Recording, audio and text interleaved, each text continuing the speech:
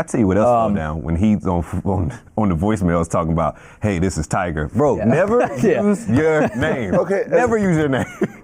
That's like you calling a side. The sad part hey, is like when it all, broke, people were like, oh my God, I didn't know Tiger Woods had bitches. Yeah. Really? You didn't know Tiger Woods had bitches? No, but still, Tiger Woods. But again, the best. He's worth $1 billion. So I'm pretty sure he got all the bitches. The best story out of all the Tiger Woods stories is the story of him at the club with Derek Jeter and Michael Jordan. And Tiger asked Derek Jeter, I think we asked Derek Jeter, how do you get girls? And Derek was like, you're Tiger Woods. You go up to him and say, hi, I'm Tiger Woods. Yeah, basically.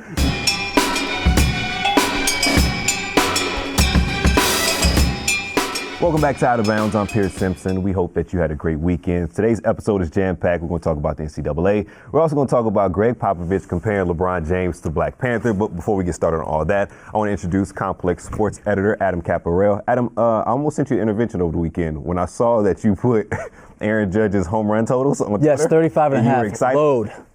It's spring training. Load man. right now. Give it a rest. 35 and a half.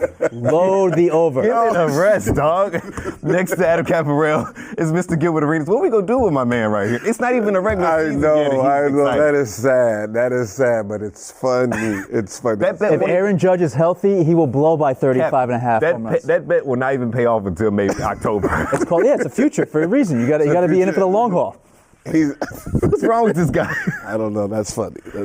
Oh, man. Listen, that's funny. I guess you got to bet on things that are kind of sure things. And Arizona coach Sean Miller tried to bet on something that he thought was a sure thing and got caught up when the Feds did a sweep. Over the weekend, there was, not over the weekend. On Friday, Yahoo published a report that more than 20 Division I men's basketball programs have been identified as possibly breaking NCAA rules through violations that were uncovered by an FBI investigation into the corruption of the sport. And in that, FBI wiretaps intercepted phone conversations during which Arizona coach Sean Miller and Christian Dawkins, who's a runner for agent Andy Miller, discussed paying potential number 1 overall pick in the NBA draft DeAndre Ayton $100,000 to be sure that he'll end up at Arizona. There was a lot of speculation that DeAndre Ayton will end up at Kansas. All of a sudden, he's at Arizona. What do we make of just a wiretap before we get into the NCAA being corrupt? It's college. So you're saying this happens? This happens. I mean, it's happened through century. Players are going. But has it ever gotten to the extent where a guy's wearing a wire to trip up a coach over paying a recruit? Like, this is a federal crime at this point, which is so. I've never heard of someone wearing. But I mean, someone has to wear something for these coaches to get caught. Never on the phone. What do we think? All right, I'll say this first and foremost. I think it's ridiculous the FBI is investigating corruption to this level. Like, there's got to be more important things for the FBI to investigate. But that being said, are we surprised that any of this shit is going down behind the scenes? No, because it's been going on for 20, 30 years. I mean, guys have been getting under the table payments, if not longer. Yeah. All right, so the report that came out with ESPN and Yahoo Sports, like, it's damning. It looks terrible for, these major programs for the sport itself. And Mark Emmert, the president of the NCAA, had stern things to say over the weekend.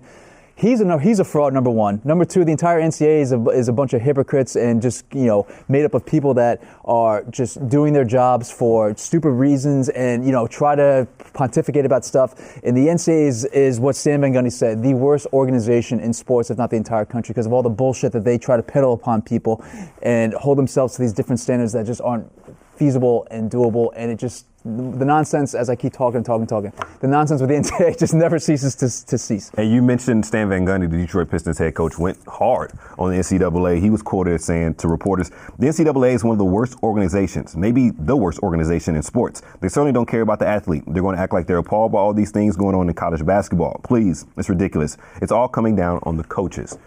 Does your former coach have a point? I mean, it's true because, the coaches don't have the money to give it to these players. You talk to upper management, say this player's worth blah, blah, blah. So you're saying it's the boosters? It's the boosters. It's sneaker companies. Yeah, there's agents now. Yeah. You got AAU coaches now, pushing these kids. Because you got to remember, if I've been coaching, a kid, let's say like a Zion Williamson, through high school, and you want him at Duke, what are you going to give me? Right, so that's how this comes in. What are you going to give me? Because let's be honest, have these players. So is a conversation like that going directly between the university and that coach, or Zion and the university? Usually it's AAU to coach, parent to coach, parent to AAU coach. I mean, it's like everyone's getting the benefit, but the actual kid. Exactly. You know, because it's not like the kid is getting $100,000. It's the parent. You know, to get your son here, to get your son committed. Yeah. It's one of those things that's like, if you want to bust every school, you can bust every school. 1,000%. Like, let's be honest. Let's talk about Duke. Hmm? When did high-level players start actually going to Duke? Boy, you about to get slandered by the Dookie fans out there. No, I'm just saying, when were they getting one-and-done recruits? Oh, one-and-done recruits? Maybe 2011, 2012? So basically after Coach K was the head coach of the USA basketball team. Yeah, Coach K denounced the one-and-dones, and then all of a sudden it was like, hey, you know what? I'll take a one-and-done. I'll take two. But that's what I'm saying, is before that, most of Duke players, you had your few, you know, your Corey Maggettis, your... Who else? Elton Brand? Oh, yeah, you got your Elton Brand, you got Carlos Boozer. But besides them three, what Duke players actually did anything? Because if you look at Duke's most recent national championship team, which was 2015, if I'm not mistaken, you had Jahlil Okafor, Justice Winslow, Tyus Jones, all one-and-done players. Yeah, you got one-and-done. So what are you doing to get these players now? Yeah. No, but it's just like, Mark Emmert and other people will come out and say that, this will be the impetus for change around, college basketball and for college athletics itself. And that's complete bullshit, again, because the guys like Mark Emmert, who's making $2 million as the head of the NCAA, what impetus does he really have to change things? I mean, he can kind of say he really wants this to happen, but college athletics is an old boys network. Yeah. These guys make a ton of money off the backs of kids that don't get paid and should get paid for their services. Why would they want to really go out and reform everything and change up the entire system? They're making a shit ton of money off these kids. Why bother changing it? What is reforming? Making it, they can go straight to pro? Well, I mean, you can bring in the one and done argument into this scandal and say that this is a reason why the one and done rule should be repealed and that one and done repealed. Okay, two and done gets paid. Yeah, but no, it's still there's examples in that report of guys that were 2-year college players, 4-year college. But they're going to get paid. Still get paid. You know what? Guys at Kentucky, Texas, Kansas, other big-time programs, they're still going to be getting $100 handshakes when they come off the court. Yes. That's going to happen for eternity. You mentioned those other universities. In that Yahoo report, there were documents, balance sheets that an agency had that players like Markelle Fultz were getting paid like $10,000 to go to different universities or to mix and mingle with these agencies. So maybe instead of the universities paying these players, what if players can broker deals with these agencies and just put the onus on them? Would that solve the problem? No? Yes. Well, it's weird. It's like, look, if I'm going to school, what the fuck are you going to do for me? Let's just be honest. Most of these kids are coming from, I don't want to say poverty, but poverty you're coming from low-level income homes. Yeah. What are you going to do for me? You want my talent. Basically that's it. Yeah. I don't give a shit if it's in Mississippi or fucking Arizona. If you're going to give me $100,000, I'm not going to turn it down. Yeah. At least they're not penalizing the athlete yet. They kind of are, though. I mean, these guys that are taking money, some are being held out right now against their will by the schools. Guys that wish they could be playing or should have been playing early in the year have been held out for the NCAA. So, some guys have gotten penalized by these accusations, allegations, and other stuff behind the scenes. They got that. And the one thing I want to say, I talked about the hypocrisy of the NCAA. They have different standards for different sports. Of course. So, baseball players and hockey players, with the way the draft structured for them, they can have advisors and have more oversight over their potential draft stocks and stuff like that behind the scenes.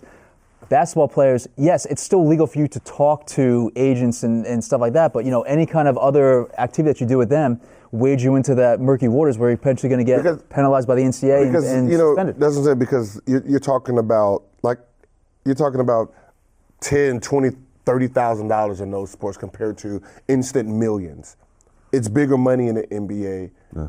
With the talk compared to other sports. That's the only reason. Yeah. And a couple things. The money is a huge difference. A couple things real quick. You mentioned some players not being affected by the scandal. Actually, your alma mater in Arizona, 2 players, one recruit and one player that's actually, technically not playing now, have been affected. Alonzo Trier has been ruled ineligible by the NCAA, and Sharif O'Neal, the son of Shaquille O'Neal, decommitted because I'm sure he's anticipating a lot of ramifications to come down from the NCAA. But Gil, you have a son that's highly talented. Mm-hmm.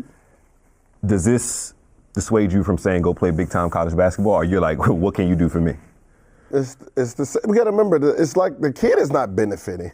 It's the parents that benefit. So it's like like anything. Like, you want my son, what are you going to do? You're going to give me a job on a coaching staff? And that's what you start seeing that. It's like, I can't pay you cash, but hey, I can give you a 3-year contract on this coaching staff if your son comes here for 1 year. I mean, look. That's going to start happening. They're going to find ways to get these athletes money. Like, if my son's in a situation where someone's paying him or he can go to, overseas, what do you want to do? Right. Oh, so it's not like you need the money. What do you want to do? I don't.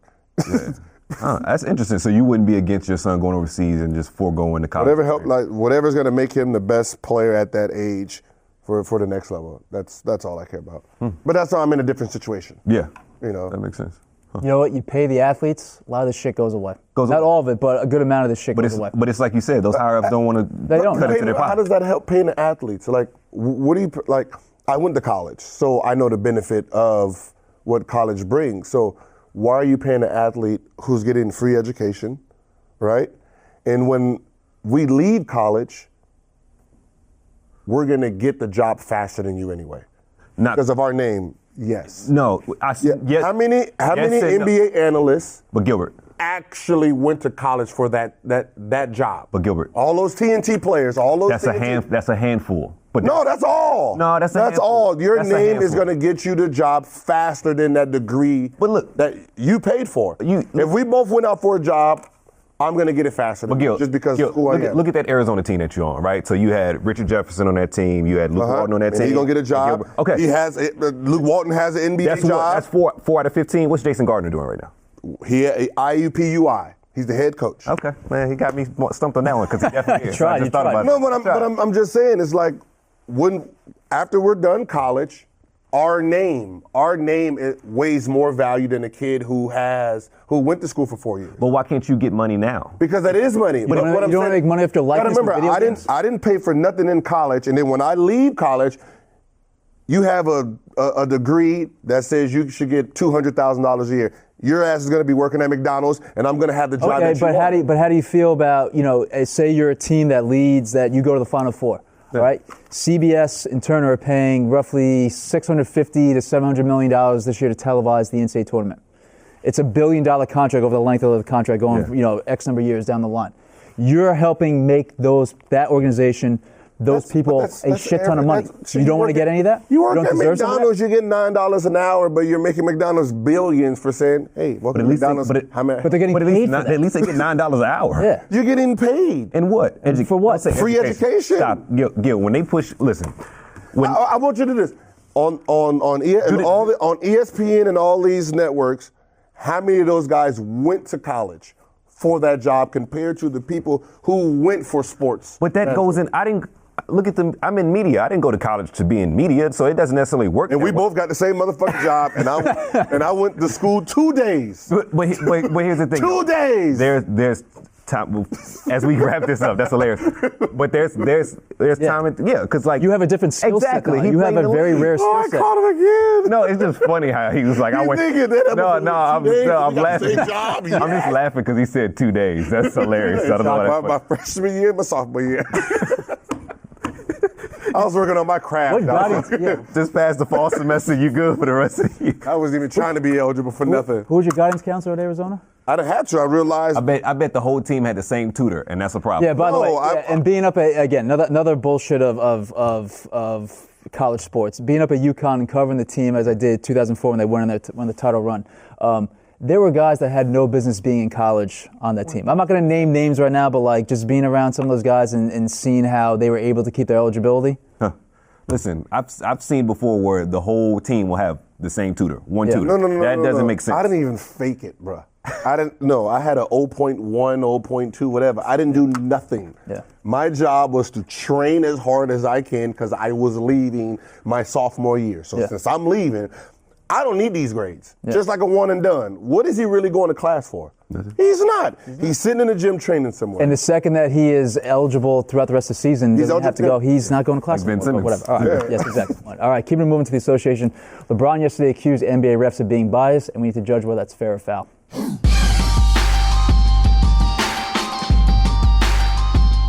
All right, so after the Cavs lost yesterday, the Spurs, LeBron went on a little bit of a rant saying that NBA referees are being biased in favor of shooters over drivers, and obviously LeBron is a big driver, and we got some stats to back that up. But LeBron's quote was, quote, "We're at a point now where we protect the shooter more than the driver. There's no reason I should be going to the line 4 times in a game when I drive 100 times to the paint and I'm getting hit and slapped and grabbed and whatever and whatnot. We protect the shooter. That's what it turned into. Chicks dig the long ball. And that's what it's about." So, I mean, yeah, that's a nice little chicks to the long ball there reference there. But fair or foul that LeBron is getting a little pissy with the refs right now, not giving him what he feels are the proper foul calls as he drives the lane on a regular basis. I say fair. I look at this like an investment, right? It's going to be a hefty investment because the league is probably going to fine him about $25,000 for criticizing. He got teed up yesterday, yeah. The officials in public. But I feel like this is from the Phil Jackson school of like needling the officials because I'm sure the next few games he'll be at the line a lot more. Do you think so? I mean, it's fair. I mean, he actually has a point. Like him, Shaq, Dwight Howard, Cousins. Yeah. These guys are so dominant, so big that they are getting fouled. They're getting fouled every time they touch the ball. But as a ref, are you going to call it every single time? So they're getting the shit side of the calls instead of the greatness part of the call. So how come a guy like James Harden, who's not as physically dominating, will get to the line 16 times? Because he's not fit. So it's a catch-22. They tell you to play strong, but if you do play strong, when people hold and grab you, they're not going to give you that call. Now, if you go around and now if LeBron James starts to flop, now we look at him flopping James. But then you have somebody like a Harden who is a contact player who's trying to get fouled. Then he sits at the free throw line 12 times because he realizes I don't need to be strong. As long as you can throw me off my spot, I'm going to get the foul. LeBron James is like, I'm not going to let you throw me off my spot. So now you have strong to be thrown off the spot. Now you have this war that he's playing strong ball, and it's just like when I'm backing you down, and we're playing this tough game, and then I flop, and then they give me the. Yeah, but LeBron's go-to move half the time is lowering his shoulder into guys, and when he's 280 and running 6'10", like you say he is, of course he's going to barrel over guys that are 100 pounds lighter than him and smaller. It's going to look a lot worse. He's not going to get those foul calls. But that's what I'm saying. It's one of those things where because he is stronger than everyone, the refs are saying, you can take it. Yeah, it was like that play when he got teed up when Kyle Anderson blocked him from behind. Yeah, Kyle got the block, but before he made the block, he hit LeBron in the back of the head. That's what I'm saying. It's one of those things where, like, if you was a ref and you're reffing James, you're going to be sitting there saying the same thing. You can play through it. You're strong enough. Yeah. You're the greatest player in the... Like, no, I'm the greatest player on the planet, but fucking call the game the right way. Don't sit here and just say, oh, you're strong, play through the shit, and I got all these motherfuckers dry humping me, like fucking. There are stats to back up LeBron's assertion that he's not going to line as much as he should be. He's, I think, averaging the fewest free throw attempts since his rookie season. Wow. But I'm going to call foul on LeBron, and I think it's kind of like what you said, kind of like venting through the media. Yeah. I think yesterday a frustrating game for him and the Cavs. They didn't play that well, didn't shoot that well, didn't play great defense. A couple losses at home recently. So I think frustration at that, number one, and number two. If you're going to complain and be so boisterous about this stuff, LeBron, can you please make your foul shots? It's not a good look when you bitch and moan to the refs and then you go to the line and brick 2 free throws like you did the other night. And you do. But if he got there to 14 times, he should. Right. He should then. I mean, but he knows he's ref differently. He's been in the league now for 15 years. So he knows this. But you're ref differently, but you just assume that it get better. Like, it's just one of those things. You're 15. It's not going to get better. You just assume that you're going to get better. Like Allen Iverson. As hard as he was to guard naturally, he was like it was bad playing defense against him because he was like fucking 180. Yeah. As soon as you touch him, 180. If that. Yeah. That's what I'm saying. As soon as you touch him, he falls foul. Like, come on, ref. Like I can't even touch him. Flip flop the 8-0. It's not like Jordan era where Jordan's getting more free throws than him. It's like. Remember back in the 80s, they thought clotheslining you was actual defense. Yeah, they just fist fought. They just thought that was actual defense. I'm going to put you in your ass. I'm going to use all 6 of my fouls. Like, no, he just went to the free throw line because you were just intentionally fouling him. That's it. There was no actual 80s defense that was really, So between him and Jordan, there was one there. They were intentionally fouling one, and this one, they're just not blowing the whistle. So you're calling foul? I'm on the fence. I see both sides of the issue. Yeah. I just know that he'll be fine. You're calling fair? I'm calling fair. Well, yeah, I got to make a fair. All right, 2 fairs and a foul. Yeah. That's like the. You got to remember, I led the league in free throws one year, so I know. But that was that era where they were letting everybody get to the line. Like, I'll never forget in 2006 when D Wade shoots 97 free throws. Because we're smaller. We're smaller going against big guys. So when we get hit, it shows.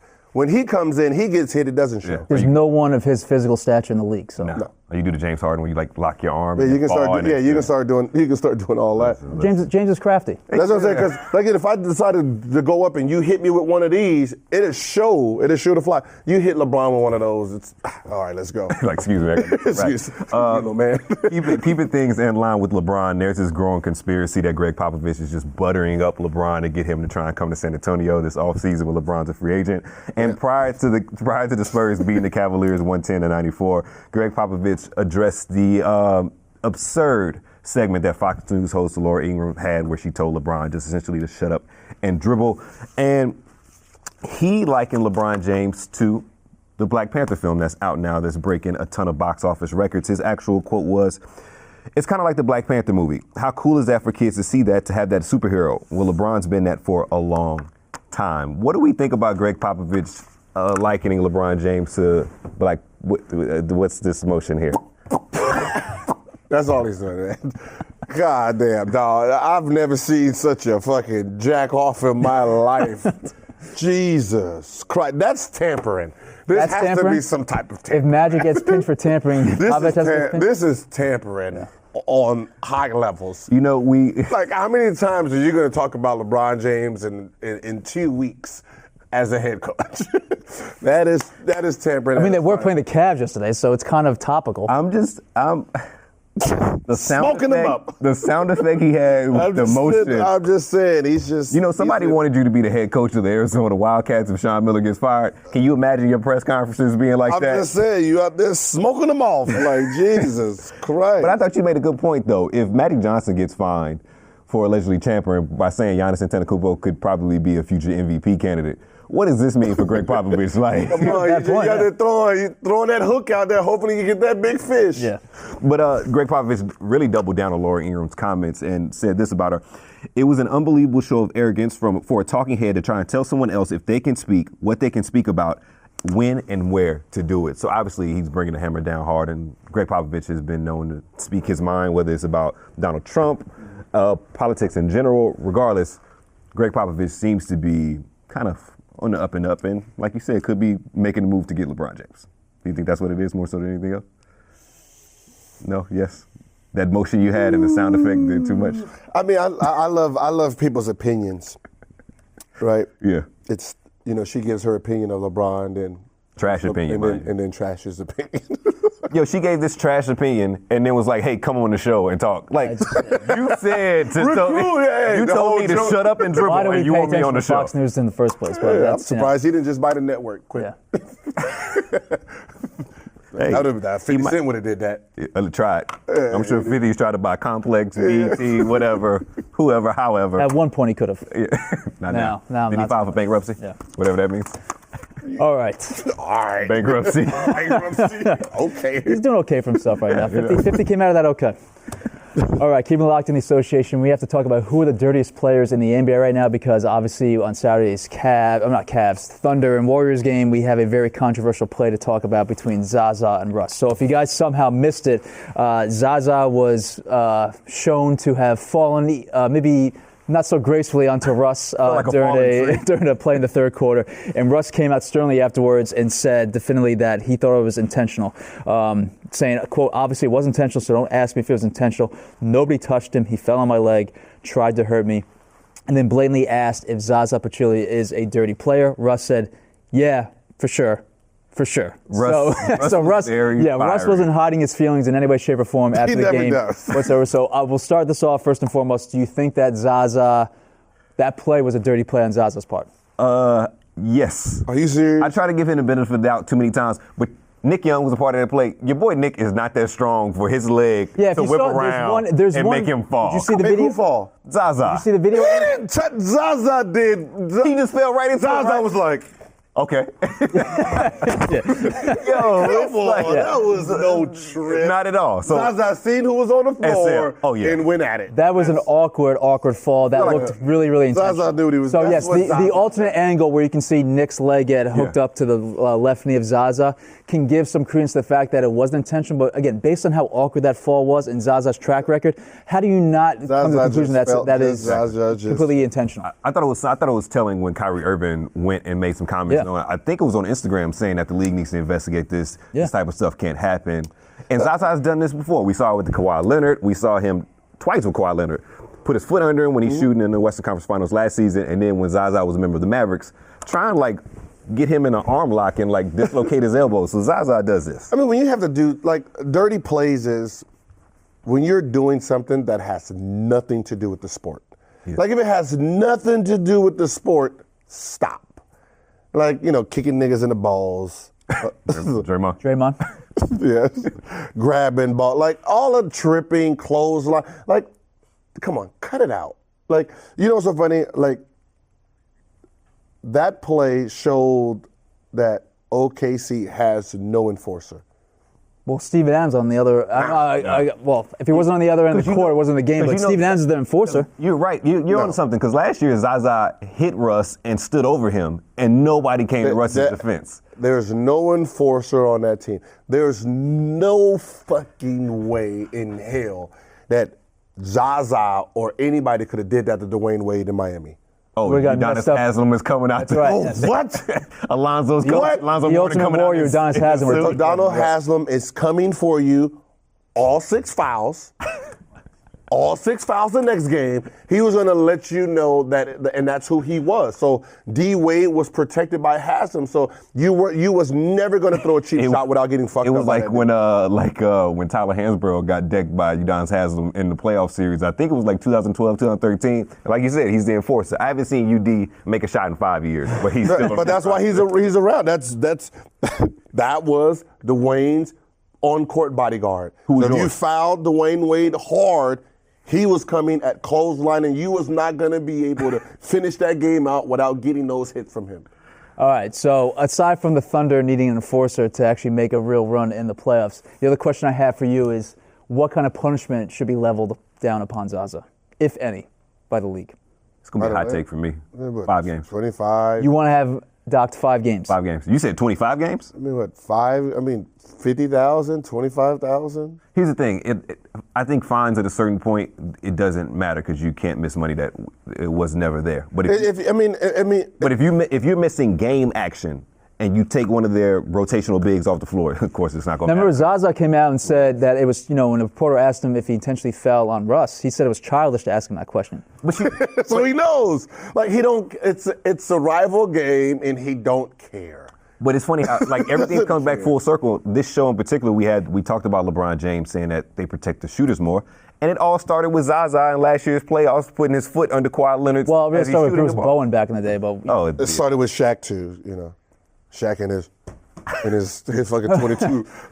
It's always you and Shaq. Always you and Shaq. No, I'm just saying it's the 22, the 22 shoe coming out, and you mentioned enforcer. Who was your enforcer when you played in Washington? Sean Stevenson? No. You had Eton Thomas, Michael Ruffin. Michael Ruffin? The dude that tried to throw the ball in the air. Yeah. And Morris but if you got hit, he was coming. You didn't. We didn't. Got to really scrap like that? No. Okay. All right. Who was the dirtiest player during your days in the league? Dirtiest player? Yes. I got some names. Who we thinking, Gil? My rookie year was John Stockton. John Stockton. I've heard that plenty of times. Legendary dirty player. Yes. Steve Kerr called him dirty. He was. What was John do that was just dirty? Just his elbows around. Yeah, elbow. He's setting a pick, but he's throwing elbows at you. Like, wait, what? Yeah. He was just one of those things. I remember he intentionally ran me. It's intentional. He ran me into a screen. So I was picking up full court, right? I know that. Picking up full court, and then he's going this way, but I'm not hedging hard, and he pushes me into Carmelo. Ooh, Jesus. You ran into a piece of granite. I'm going here, and he pushes me into Carmelo. So I hit the floor, and then I try to trip Carmelo when he tries to turn. And Carmelo turned back so fast. I'm like, oh, he's about to smush the shit out of me. Yeah. He was like, hey, don't get mad at me. Get mad at your teammate for not calling out the pick, young fella. I know you lost every breath you had. Because it was one of those I felt, and then I tried to, hit it with that sweep. And it was didn't work. Like, oh, shit, my bad. All right, so who's the dirtiest player in the league right now? Dirtiest player in the league? Zaza. Probably Zaza. Is it Draymond? I say Zaza and Kelly Olynyk. Because, Kelly, 2015 playoffs, dislocated Kevin Love's shoulder. Kevin Love has absolved him of that. He says it's all good. But you say 2015? Yeah, it was 2015. So he ain't done nothing recent? He's had a couple other run-ins. But wave hand. Hey, he's learning. He's learning. We like that. We like that. Hand wave. Welcome to the club, finally. I'm going to say Matthew Dellavedova is the dirtiest player in the league right now. Yeah, why did he say that like he was motioning somebody else? Hey, wave hand, do it now, wave hand. It's like, wait. Yeah, he's a good one. Yeah. It used to be the non-talented one, so Zaza is always going to be.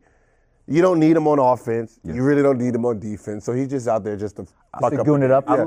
Just to goon up the game. I love how your boy Nick Young was involved in 2 controversial plays from Saturday's game. He hit the 3, shimmies in front of Oklahoma City's bench. Russ runs over and pushes him, then the Zaza. I'm all for that 24/7 from Nick. I want to see all the dancing and prancing. Nick, I love that. Come on the show, brother, so you can talk about all your antics and everything you have going on, and you can clown this guy, right? Hey. What's up? Oh, we're a sports show, right? Yeah.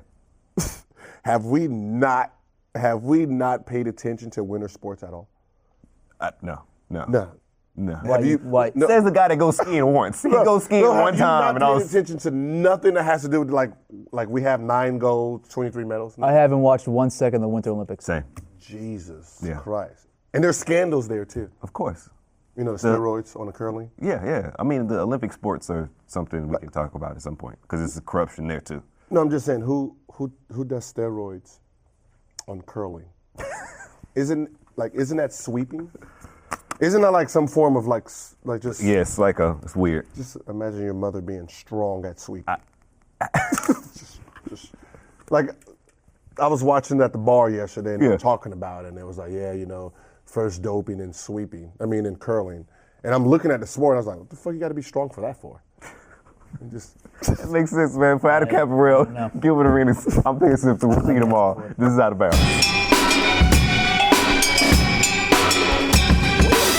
Like I see some sport, you're like skiing up, snipering. That's like is it the biathlon or something like that? I'm like, where the fuck do you practice this? Yeah, like in Norway. What kind of money do you need to have to even get into this sport? Like half of these sports you cannot train when you're little. You can't. No, it's no way. Like there's one, I don't know if I think this is summer. That's Laura Ingram's favorite sport. Exactly. They're in some type of boat. Oh, wind sailing? Yeah, I don't. Who can afford that shit right there?